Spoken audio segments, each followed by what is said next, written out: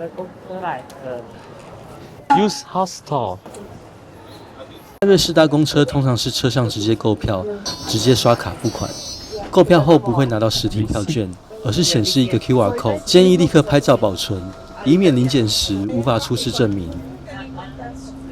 成功搭上公车嘞，叔叔。对啊，最后一站就是了，是啊11分钟到 Saint Moritz Bad Youth Hostel，直接那边下车。没有下雨的话，其实我打算是用走路就是环湖过去的，也是只有走差不多20分钟的。就在他门口的车。听起来超高级的啊。来吧。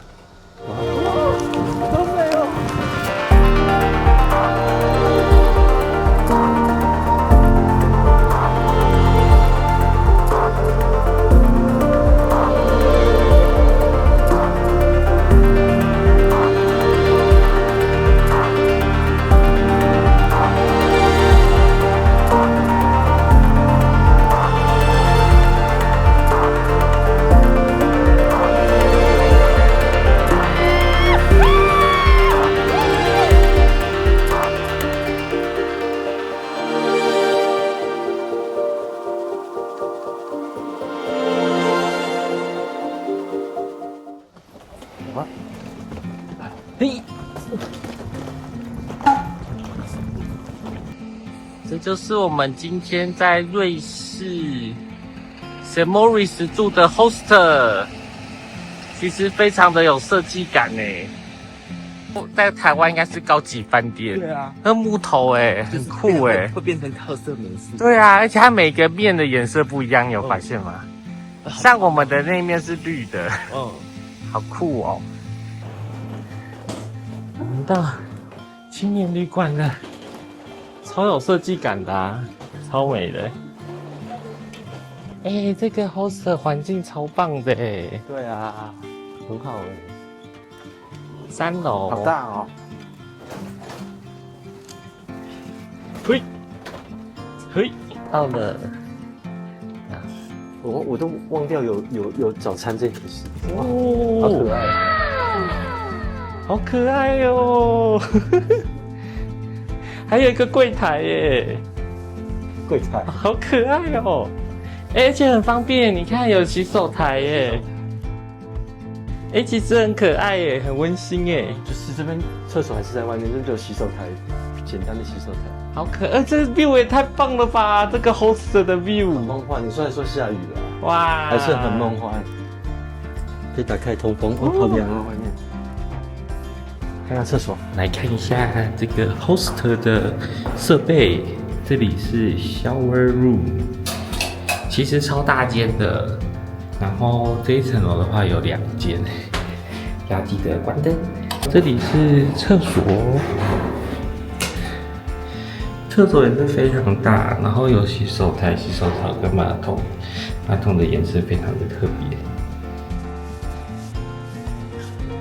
然后还有一个这边超赞的，说你坐这里，在这里，哇，这根本就是，这个在台湾就是设计旅馆了吧？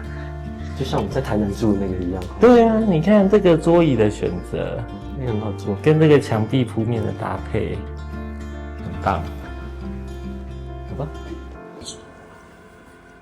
哇，这里好像没有厨房哎，好高级哦。我们今天早上才在米兰诺，那个是夏天，一瞬间我们就来到冬天了。就来到瑞士就真的变冬天，然后穿这个大外套，皮刷，没有办法穿短裤短袖，好冷啊！而且下雨。对，我们现在在等公车。我们现在在超市购物，叔叔在选购他的营养补给品。在每个城市都要补充营养补给。多性啊1.35吧。那你喝到至今好喝吗？还可以啊，喝到至今哦。有几款还是不用冰的，对，即饮的，不用冰。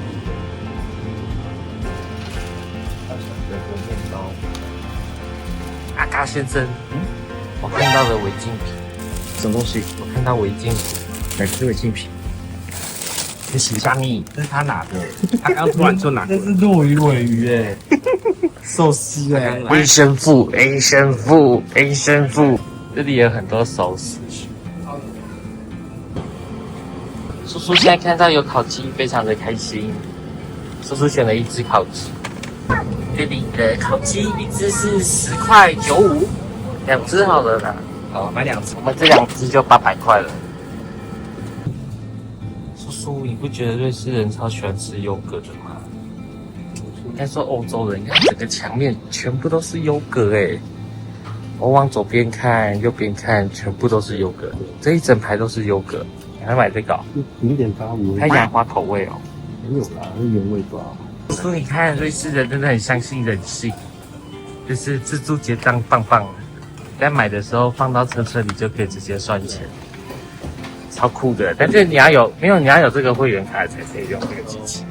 我们现在在 Hoster 的交易厅，然后要吃我们的晚餐。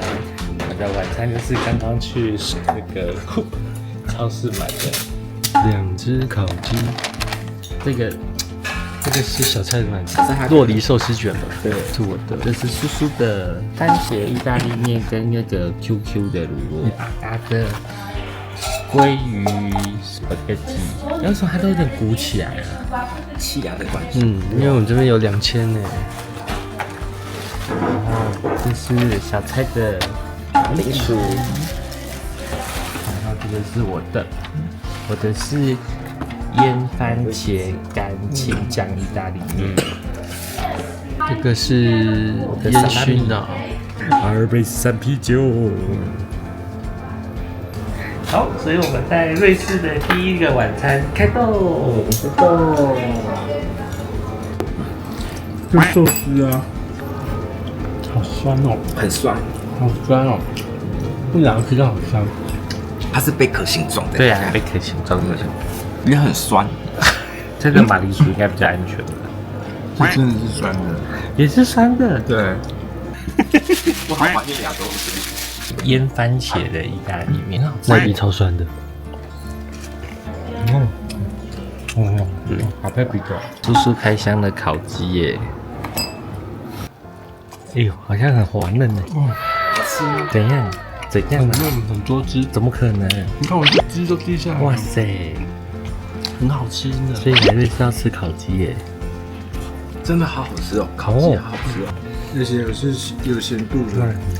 我们现在在 Hoster 后面，然后我们要走这条小路进去探险。那路是不是车子都不能进去？对呀。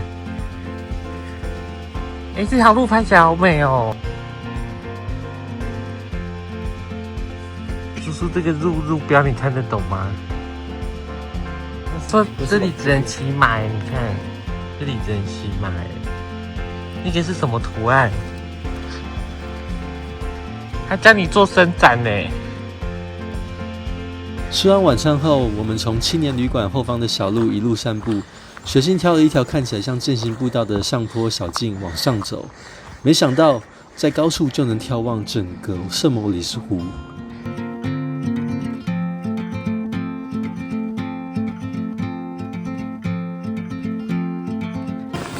叔叔，我们的 host 好融入大自然哦，很绿耶。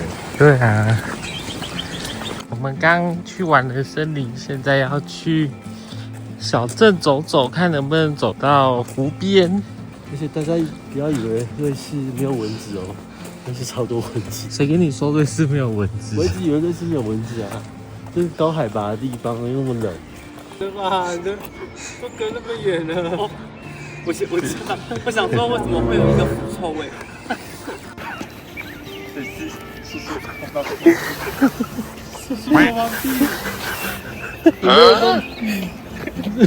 叔叔，我们就默默的走到湖边了耶。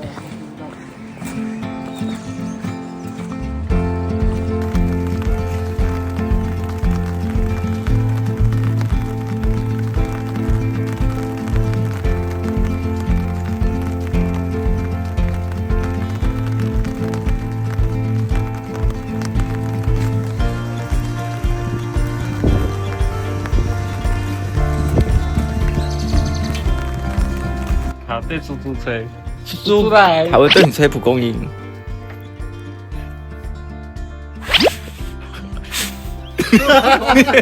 你跟我刚刚一样。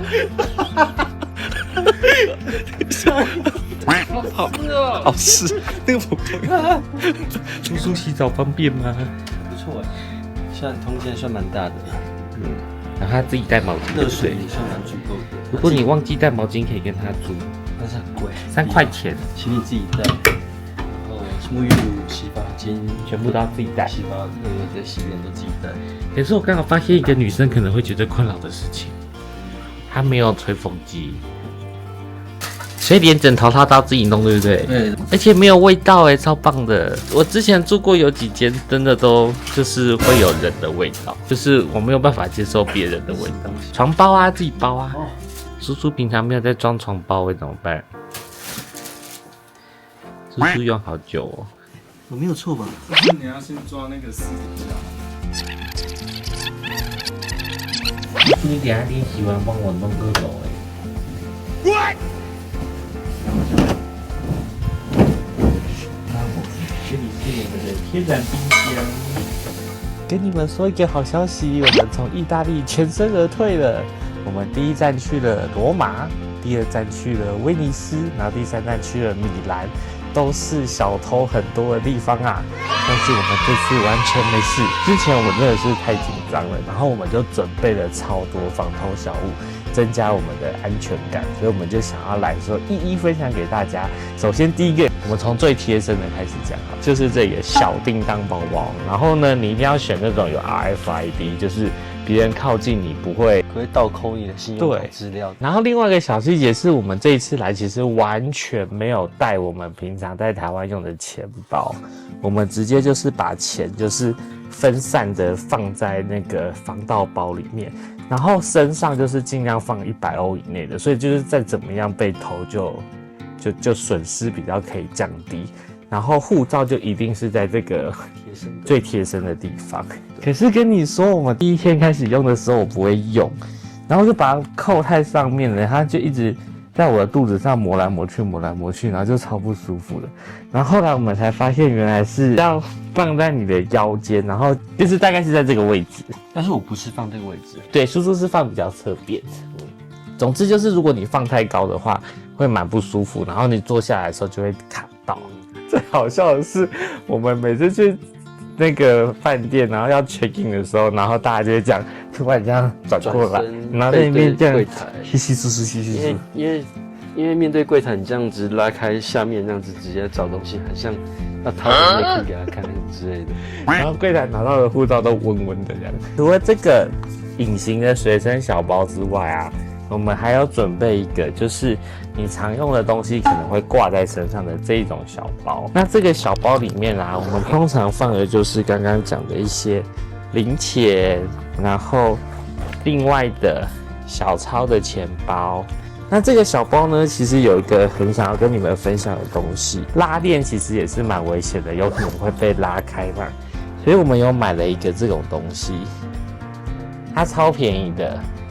它是一个 S 型的钩，然后它这边可以直接去按压，但是它有一个特色是，它这里可以直接往上一转，你就压不下去了，就卡住了。我可以直接锁在我们的扣子，然后我额外在这边加了一个金属扣，所以当我自己要解锁的时候也很麻烦，因为我必须要这样子扣住。那如果我觉得真的到很危险的地方的时候，我会再把这个安全锁扣起来，所以这样子的话就万无一失了。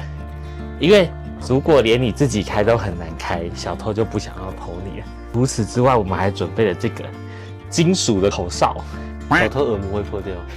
对，我们身上一定会有一个大包包。那我们这次的大包包就是选这种拉链头比较大颗的，然后呢，我们就搭配了这样子的一个指纹锁，就是很大颗嘛。为什么要吓阻啊？挂在这边，小偷一看就觉得啊，这个不好偷，就不要偷了。整个包就被封印了，3个拉链全部都拉不开。这就是我们的另外一个安全的小物，就推荐给大家。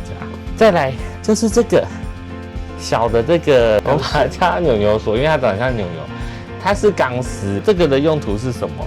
比如说你去吃饭，然后你包包可能你不可能背着吃饭啊，超不舒服的。